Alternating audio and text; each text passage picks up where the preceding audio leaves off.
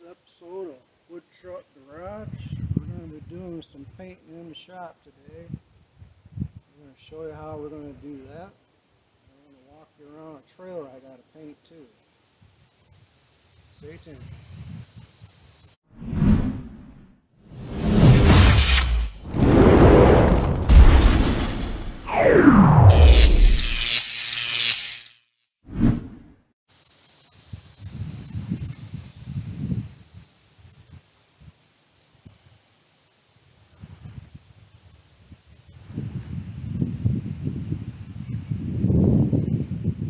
Well, it's one of the projects here.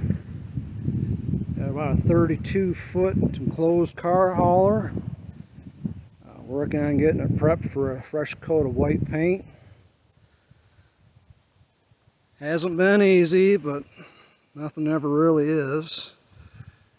I had to scrub the name off the back door, take care of a couple of runs.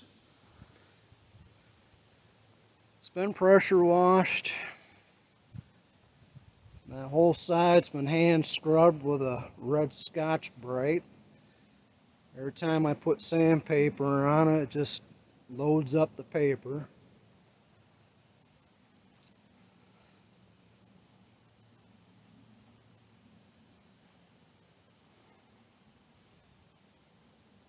Still got to work on sanding down the front.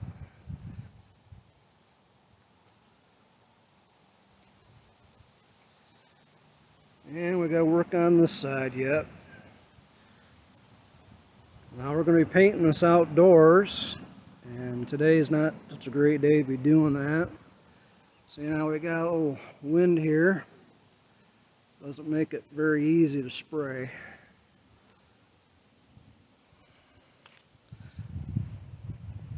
Well, we're going to walk you on back to the garage.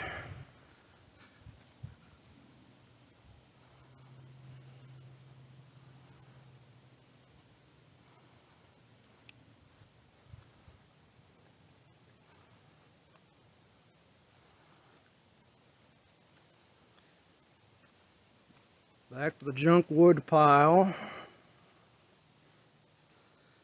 And down here, can't quite see it very well. There's a hole under there. Can only guess what's under there.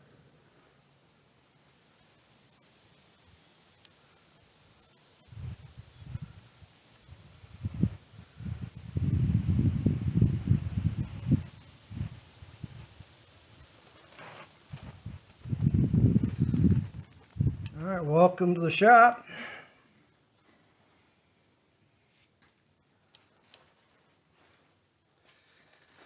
You see, we're still working on our C10 project.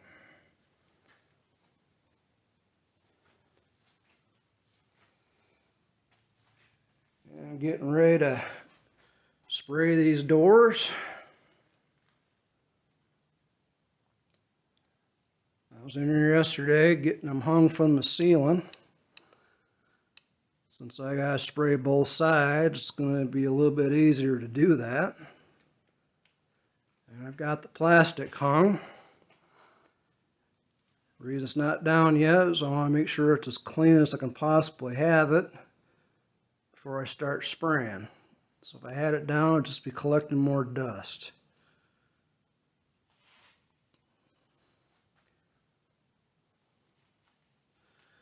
What we're going to do is leave the door open.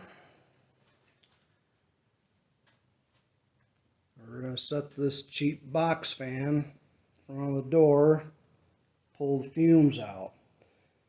Normally I'd have a cheap furnace filter in front of it, but I didn't remember to bring one. So either this will be a great video or it's going to be a video of me blowing up. So let's hope that I don't blow up today. These are just plain old sawhorses. I've got these fenders fully prepped. They just need to be wiped down. And how I attached them, I'll bring you around the other side here so they don't go nowhere.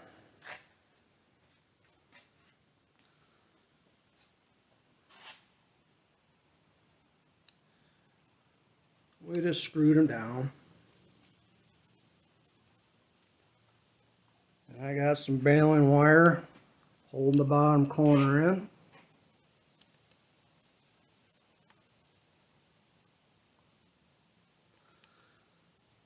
And this one here I wasn't able to screw down, so I just took some old welding wire, which works just the same,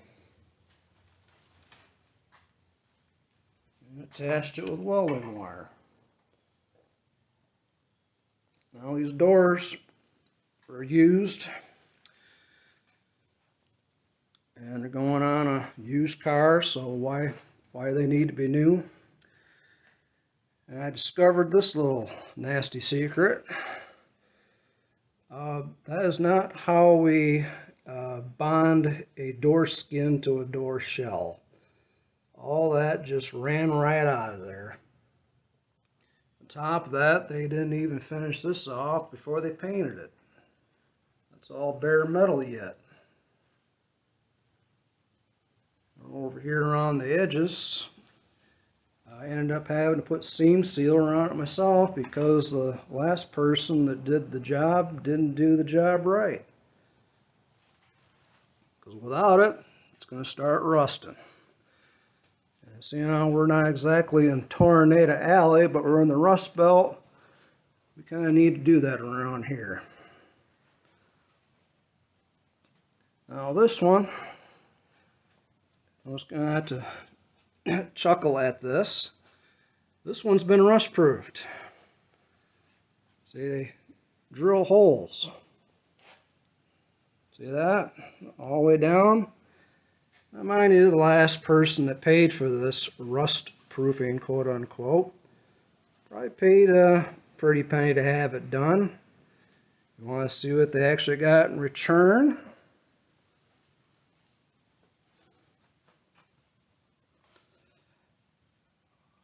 Well, I'm glad the edge of that door handle's not going to rust. I'm glad that tiny spot's not going to rust. And this here, see that little streak?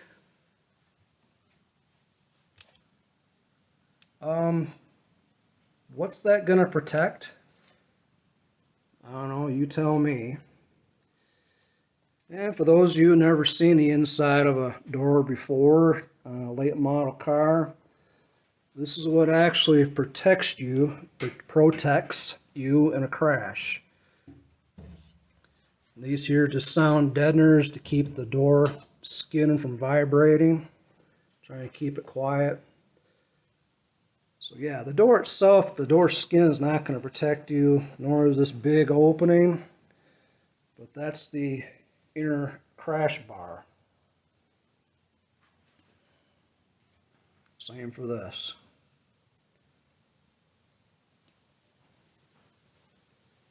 When you door skin, you take that outer part off. You're not supposed to have this go on. They actually use a quality two-part foam that mimics the factory, and it goes in between these areas, but you shouldn't have this going on. That should not happen. So somebody must have improvised, and that's junk. So here's another sneak peek of our seat 10 project. I know you've been wanting me to turn around.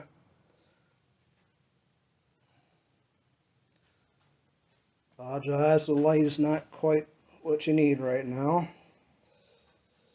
But we got to work on dressing these welds.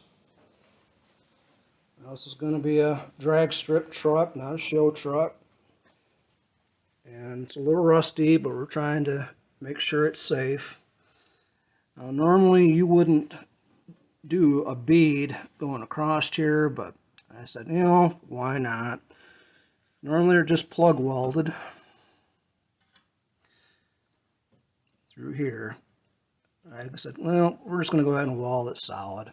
But don't worry about these ugly welds. The welds don't need to be pretty. They just need to be strong, have good penetration, and hold two pieces of tin together. That's really what it's all about. Down here we did the same thing. Inside we welded complete all the way across. So this point here we couldn't go no further. So we wrapped this up in a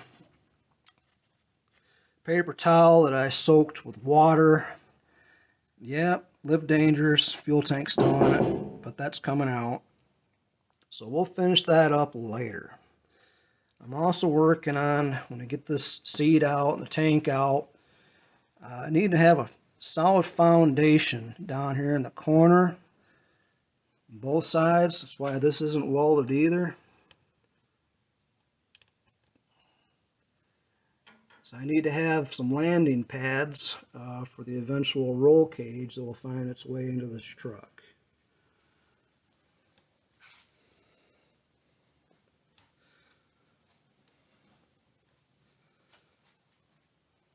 So workbench is a little cluttered. We'll go ahead and make some space here, and we'll start mixing some paint, and we're going to get laying down some sealer. We'll take you along for that.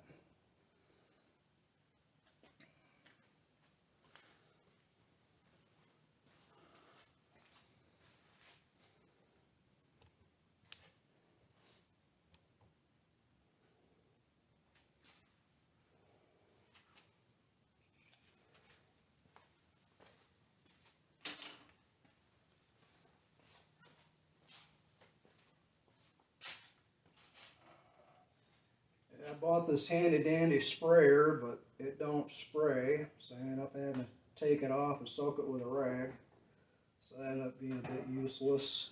So I gotta clean these up, two hinges, because the car that gets these, the hinges that are on it now are bent. The easiest way to take care of these after you clean them off with your lacquer thinner or wax and grease remover, Scotch-Brite. Which is exactly what I used on that trailer outside. So we're going to get in here and rough this up.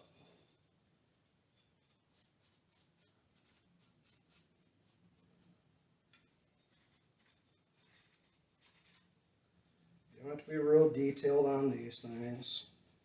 What we'll do is we'll blow them off, wipe them down, hang them from the ceiling, they'll be good to go.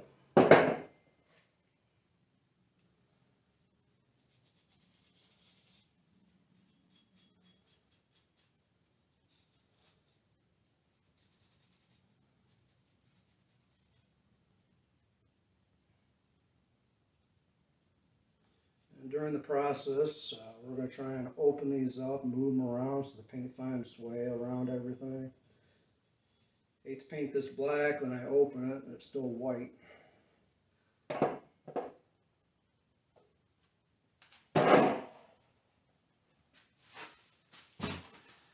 Alright, let's make some room.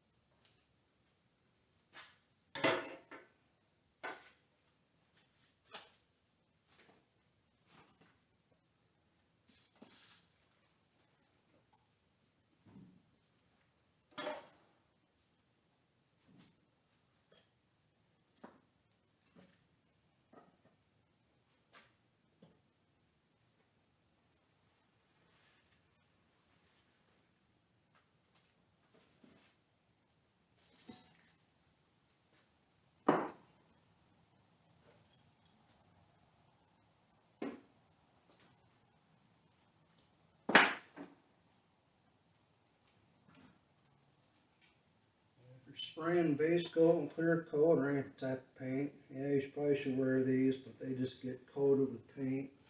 So what we're going to do is take these and put them in the toolbox so they don't get covered in overspray.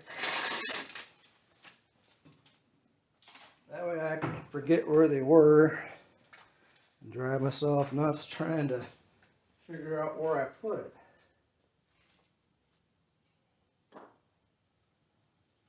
first thing we're going to be putting on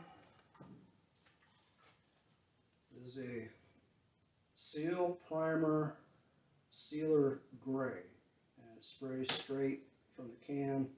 You don't have to add any activator or hardener to it. Just need to shake it up real good. Grab a stick, stir it up, and that's the first thing we're going to do. Of course, we got to wipe these down yet. Got to put on a respirator. We need to change the filter on it so I can actually breathe. We've got quite a few left.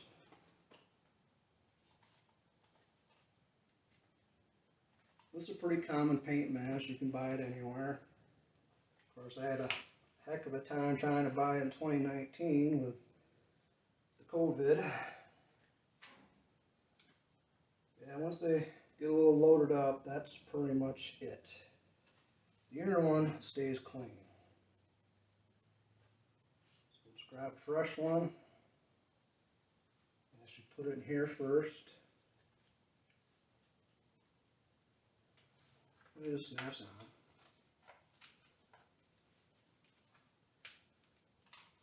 Now this particular mask I had to order online because my local suppliers didn't have any. At the height of the hysteria with the pandemic, everybody and their brother and sister were going everywhere to buy these masks.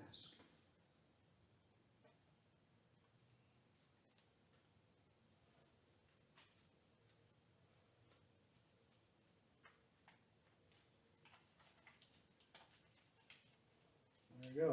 Now I can breathe.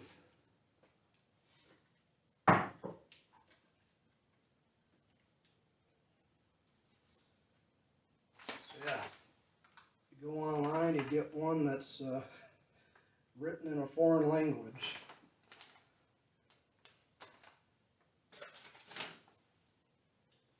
Alright, we're going to grab some clean rags here.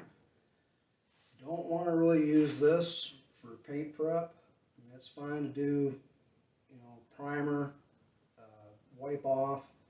But final prep, you're going to want a better towel. Get in here. We're going to be using this. Never mind my junk. Here's the big difference. This is going to leave behind small fibers. Yeah, you could probably wipe them off with a tack rag. This here won't leave behind fibers.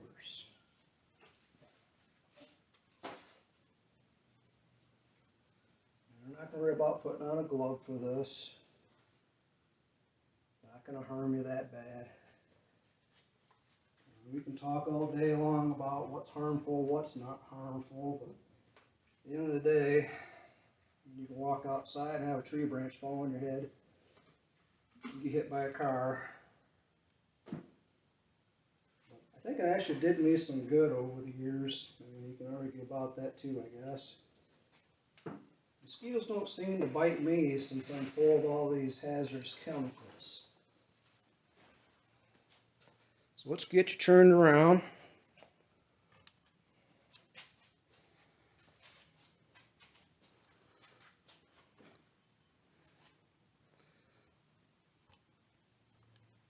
There you go, so you can see what I'm doing.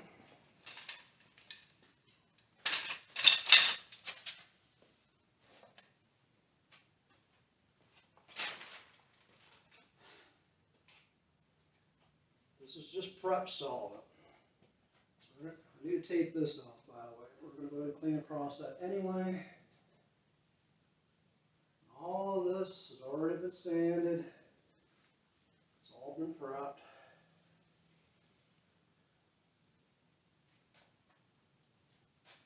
This is what we call the final wipe before paint.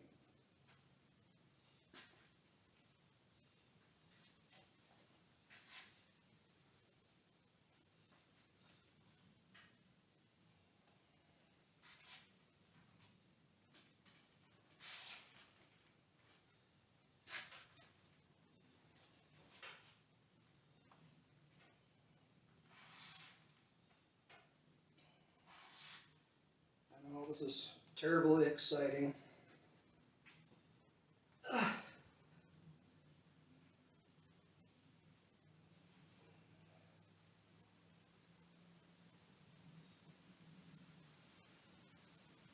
This gets the surface clean, gets any sanding residue off. You can see it evaporates pretty quickly. It goes a long way.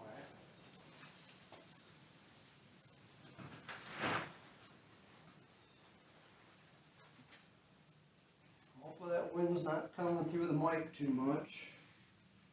I did an impromptu noise filter on the phone there with another Scotch-Brite and some masking tape. Probably could get away with using a cotton ball maybe, but I never remember to bring those things.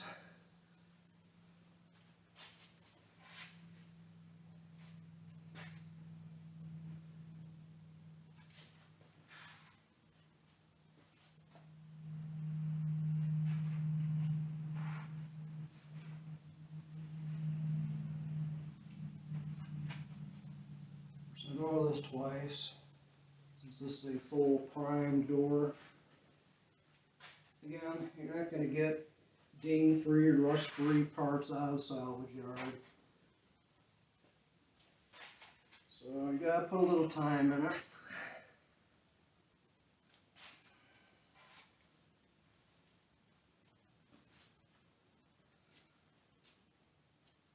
I'll go behind here and clean them up. If you see it, we're not going to be worried about this either because it's not off the same car. We're just going to spray right over it. Not worried at all.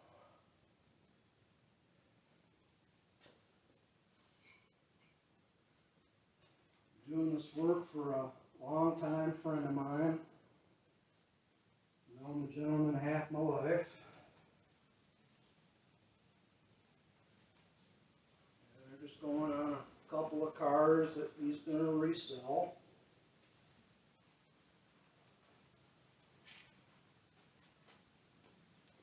I'm going to be out of frame for a minute. You can't see me. Like you've seen enough of me already.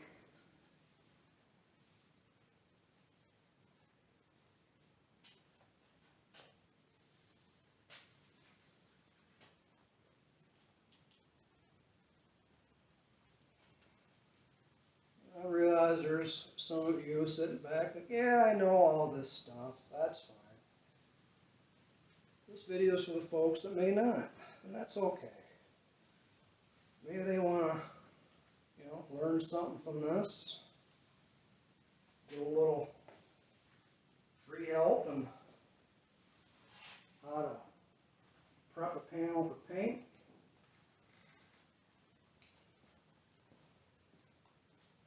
I'm going to go ahead and walk by here and put a little more wax and grease remover on.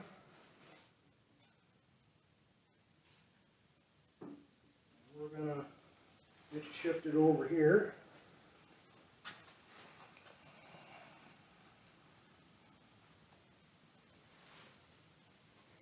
I'll try and move as slow as I can. I want to give you guys vertigo.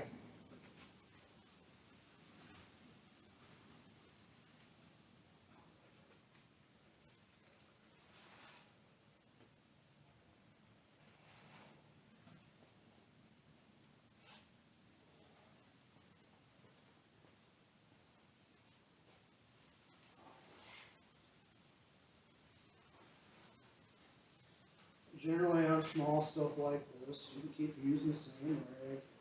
It's fine. I've got them all lined up so I can just continuously spray from panel to panel to panel. All these parts are actually getting the same color, just different cars. Color we're going to be spraying today. Chrysler Mopar Fiat PXR. That's their black. You say black, but it's actually a metallic black.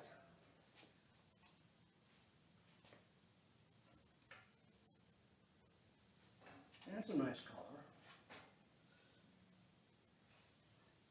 I actually used a little bit of it on a Harley Davidson gas tank quite a few years ago for a two-tone. Most of the bike was actually painted with a really neat gray metallic that I guess the now defunct Scion Motors, a division of Toyota, was using. Really sharp metal flake. It's got a bunch of, just a prism of colors in it. So when the sun gets on it just so, it makes it pop.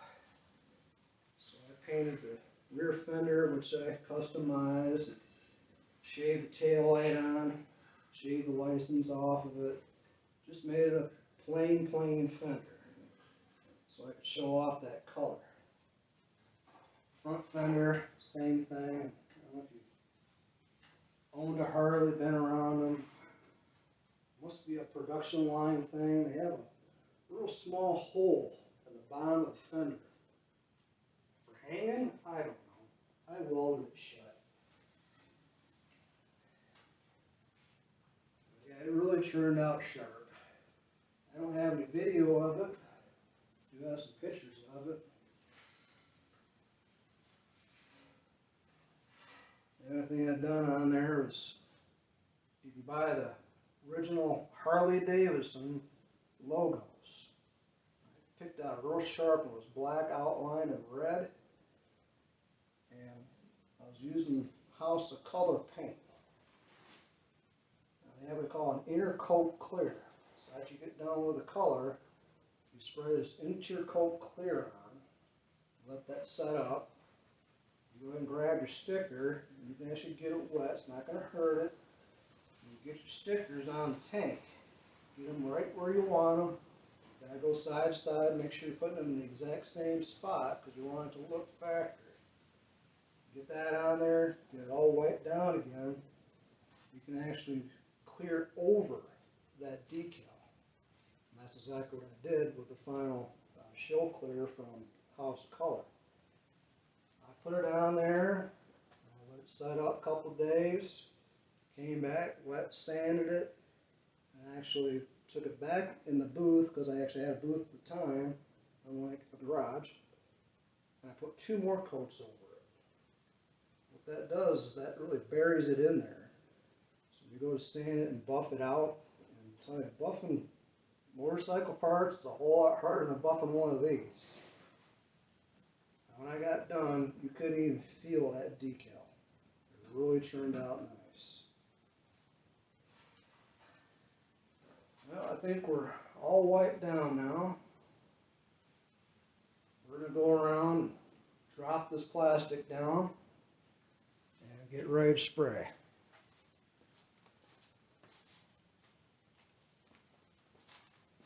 I'm going to shut this door for a minute.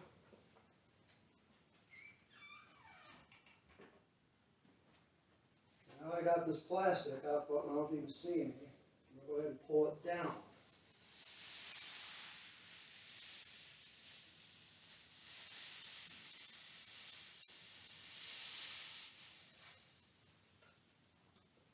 Go ahead and get you turned around so you can see. And watch the impromptu paint booth appear before you.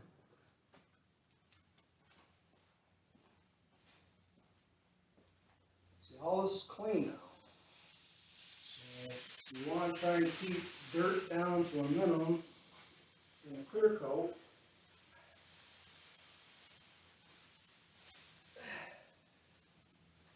That's why we're hanging this plastic.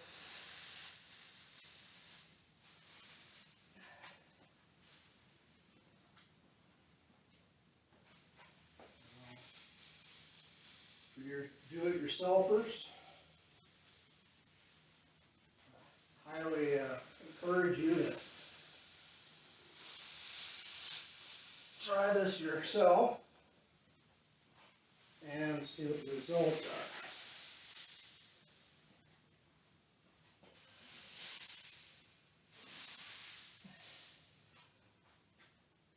This is 12-foot wide, they call it thin mill plastic that you can buy at the box stores. You get it hung from the rafters.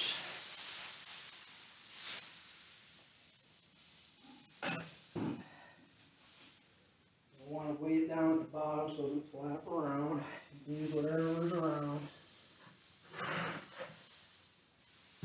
Jug of water, blocks of wood, whatever you got, it don't matter.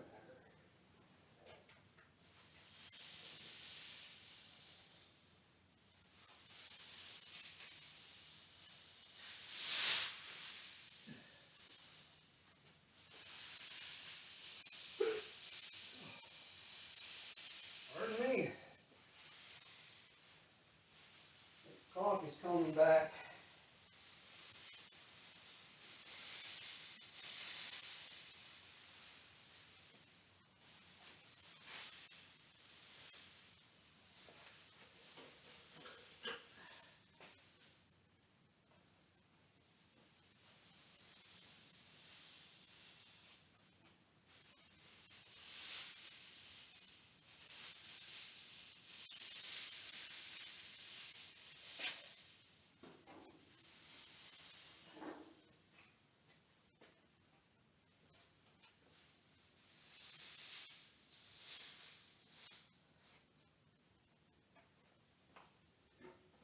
So whatever's around, we don't need this right now, so we'll use this for a weight.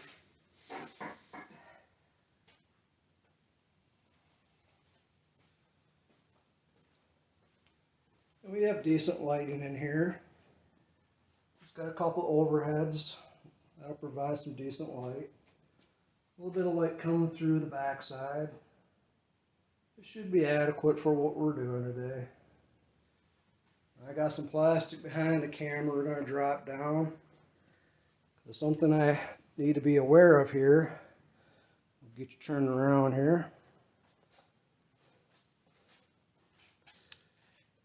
So we don't want to have our air compressor ingesting paint fumes.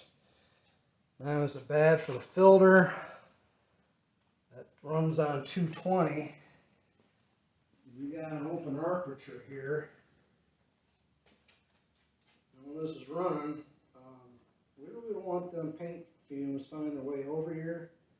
We could risk an explosion. So that's why we're going to drop this plastic down in front of this mower and hopefully seal that off for the majority of the fumes. Remember, we're going to open the door up and put a fan in front to pull these fumes out.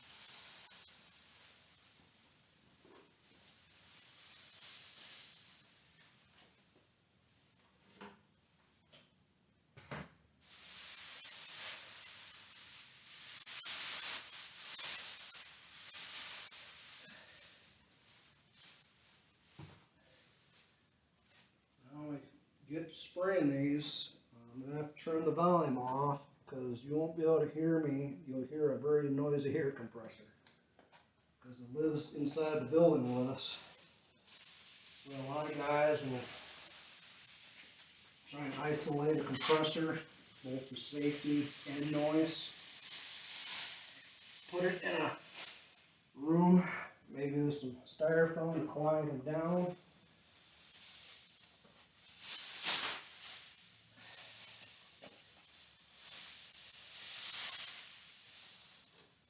So wherever you got laying around, use it for a weight.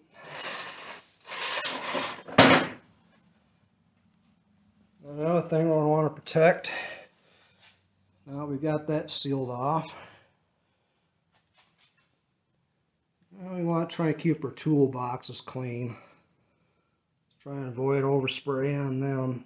Overspray Overspray is no fun to take off of anything.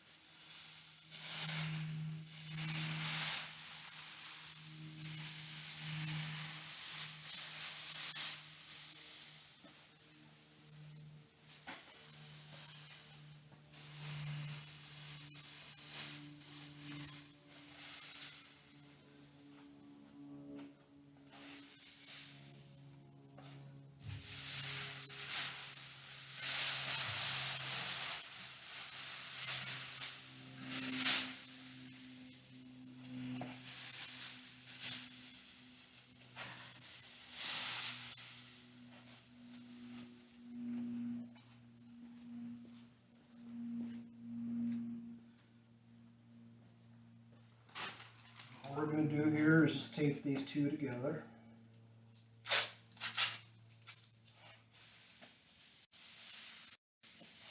No matter where. Just pinch the two. All you got to do.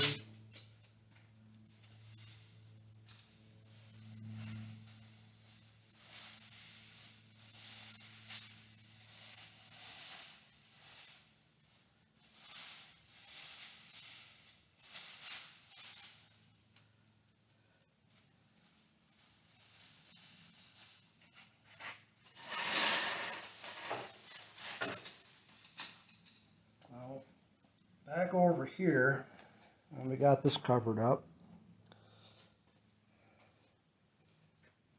So I'm trying to walk slowly. Get you guys having vertigo on me. As even the compressor running, it's going to want to try and pull this in. I think we got it down tight enough, it's not going to happen. Another thing you can do is make a little hole and then tape directly to the surface under it.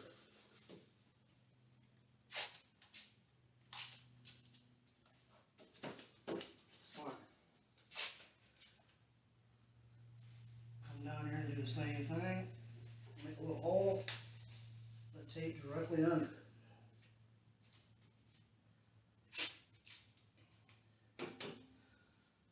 Alright, looks like it's go time. Go ahead and mix up some sealer and get the compressor going. And we'll get some sealer around these and we'll let them set a while, and then we'll come back. We'll start laying down the color.